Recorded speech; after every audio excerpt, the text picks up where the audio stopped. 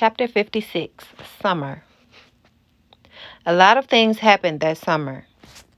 In June, new school board members were appointed, and they voted to rehire the purge teachers.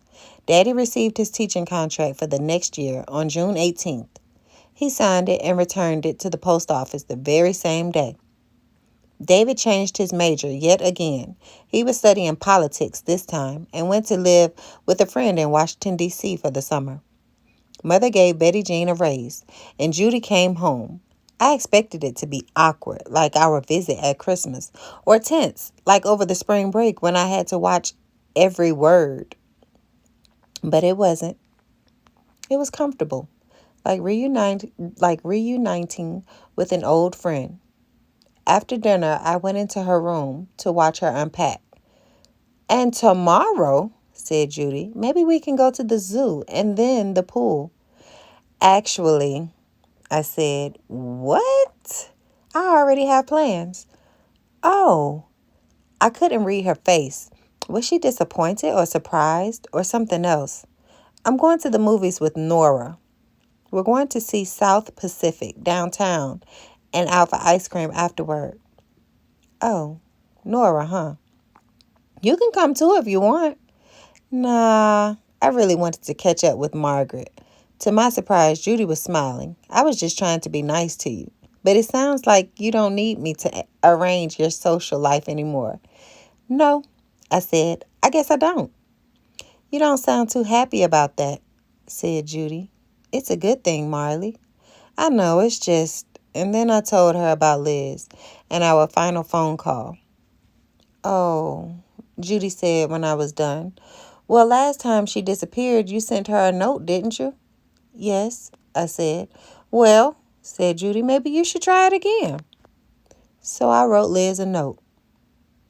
It was really more of a letter this time. I told her about how little Jimmy and I had our Coke by the pool, how we'd eaten a burger at Crystal and gone skating at Troy's on a rainy afternoon. I told her that Nora, it turned out, liked cards and was almost as good at hearts as I was. I told her how JT and Sally were going steady and how it seemed to make them nicer to everyone, at least most of the time. Most of all, though, I told Liz about how I went to the zoo every Tuesday afternoon by myself and thought about her and the past year.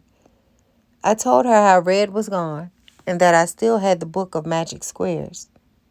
Every time I added up a row, column, or diagonal, I thought of her. I promised to be at the zoo every Tuesday afternoon that summer, just in case she ever wanted to join me by the lions. I was just getting ready to seal the letter and run it over to Pastor George to give to Liz at youth group, just like I'd done before, when I thought of something else. I looked through my purse and found the tattered black feather. I tucked it inside and licked the envelope shut.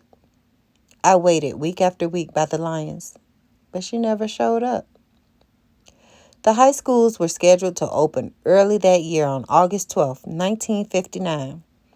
Before the schools even closed, the elementary schools and junior highs wouldn't open until the day after Labor Day, like always.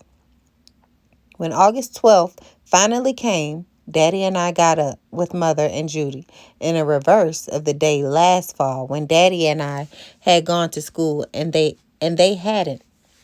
We all got into the car and drove Mother to Hall High School and dropped off Judy at Central. On the way home, one of the streets was blocked off. Daddy parked the car and we got out to see what was going on. There were more than 200 people in the street, some in cars and some on foot. In the front walked a man holding a Confederate flag. Others held signs reading, Arkansas is for fables and race mixing is communism. What's going on? I asked. They're protesting, said Daddy in a monotone. We're marching to Central, a man called out. Stopped them last year. We will again. No, Daddy muttered. Not again. A car was playing Dixie, way too loud. This is how it started in 1957, whispered Daddy. Protests that turned into mobs, and the police did nothing. Daddy and I turned and saw police and firemen up ahead. They'd set up a small barrier. Daddy shook his head. They're going to let the protesters pass, just like they did 2 years ago. But I thought I saw something different in their faces, a determination to make Little Rock a different place than it was before. One of the officers held up a megaphone. Stop! You are not allowed to get any closer to the high school. The protesters just kept marching on. I'm not sure who was more surprised, Daddy or the protesters, when the firemen turned the hose on. In an instant, the segregationists were soaked. Most of the protesters left immediately, wet and soggy, as they made their way home.